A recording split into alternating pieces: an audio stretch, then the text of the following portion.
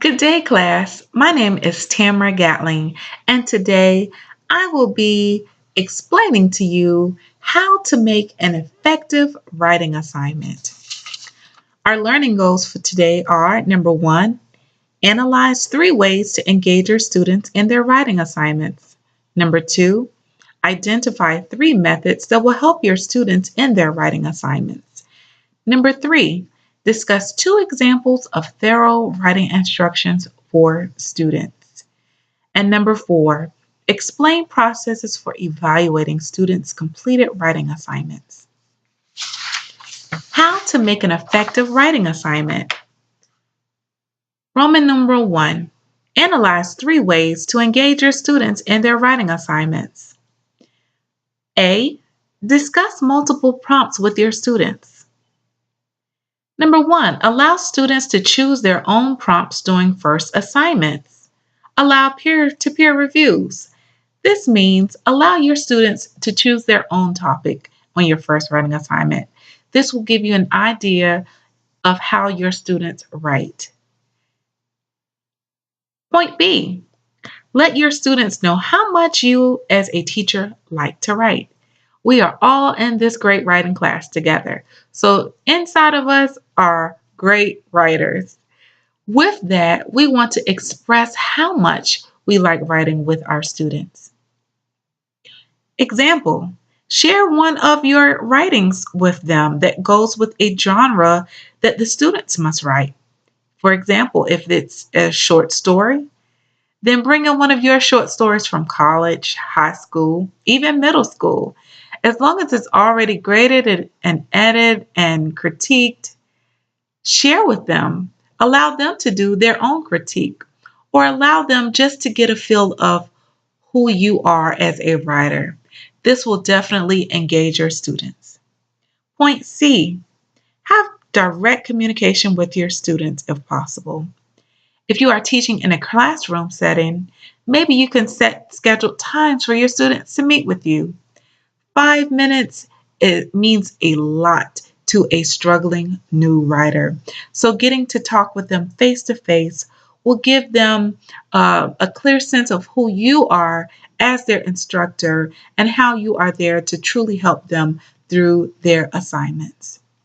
If you are teaching in an online class, email communication is very effective. Try to get back with your student within 24 hours if possible, or utilize Google Hangouts. This way, you are able to have a face-to-face communication with each one of your students. Also, it is great for them to maybe chit chat with you if there is some kind of group text so that the entire class may be able to help you or talk with you. Roman number two, identify three methods that will help your students in their writing assignments.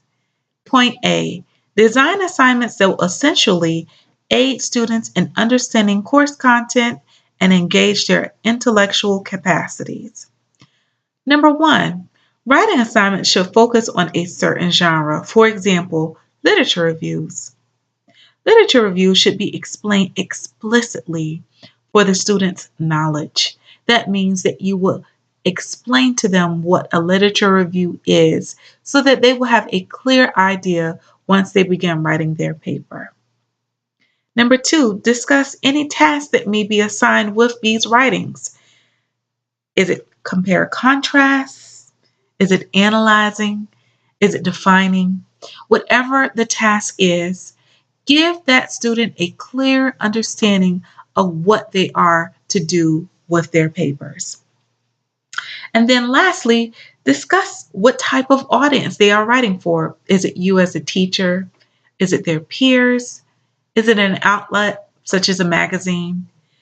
Allow the student to have an understanding of who they are writing for so that they are able to flow with that in their paper.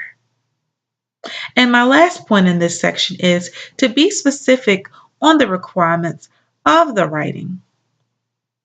Clearly discuss the purpose of the paper and what it entails. Explain the entire process of the paper to the student, including the length, the audience, the deadline, the instruction, the outline, the draft, etc. They want to have a clear idea of what you are expecting from them line by line.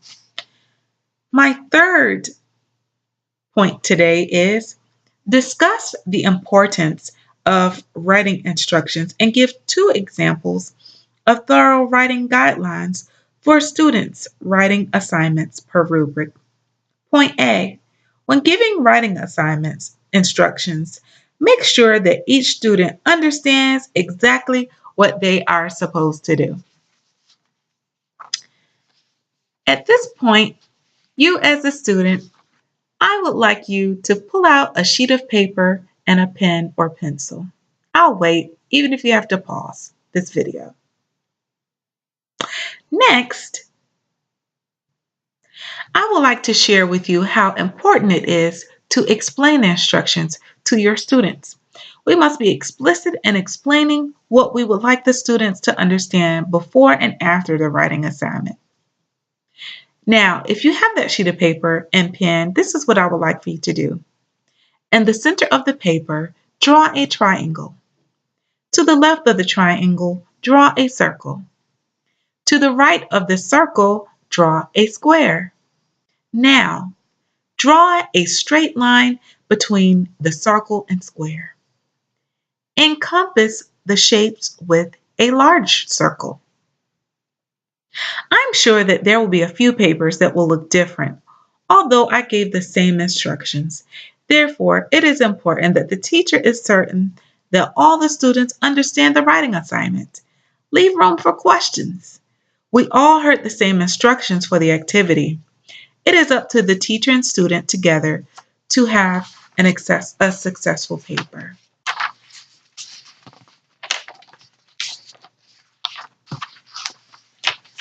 Now, this is how my paper turned out.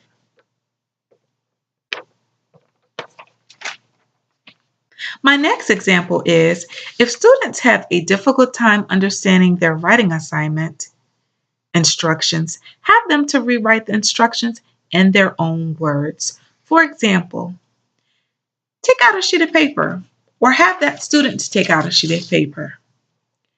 At the top of the paper, you will have them to write, this assignment is about blank. I have to blank. So in their own words, they are sharing with you what they have to do. And this will give them a clear understanding of what you as the teacher are telling them to do. Even asking them to write definitions. For example, if your student has a hard time understanding what literature review is, have them to look up those definitions and then have them to write them down. This will give them a clear idea of their writing assignment. So again, giving them definitions or allowing them to write down in their own words what your writing assignment is all about. Point C, supply examples of successful responses of the writing assignment. So if you have examples of what you are asking your students to write about, pass them around the class or maybe email them copies of works that have already been written that were successful so that they will again have that idea of what they are to write about. And then determine the rubric standards for students to meet the criteria on your scoring guide. So, allow them to follow that rubric so that they are able to have that successful paper line by line, have them to read that rubric and then write accordingly. And my last point for today, point 4, explain the process of evaluating student responses. Number 1, rubrics give guidelines for scoring each student's response. Number 2, allow students to examine the rubric as mentioned before. In doing so, students are able to receive the highest grade if possible and if followed precisely. And then point B, give feedback to students and provide more instructions if necessary. This is a good time for those first and second drafts to have those final touches and have revisions if this is allowed. And then if there are a couple of late assignments to flow in, this is a good time to explain the processes as you evaluate your student papers. This will conclude my video for today.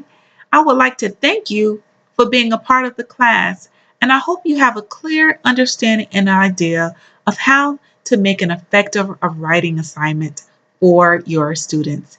Thank you, and you have a great day.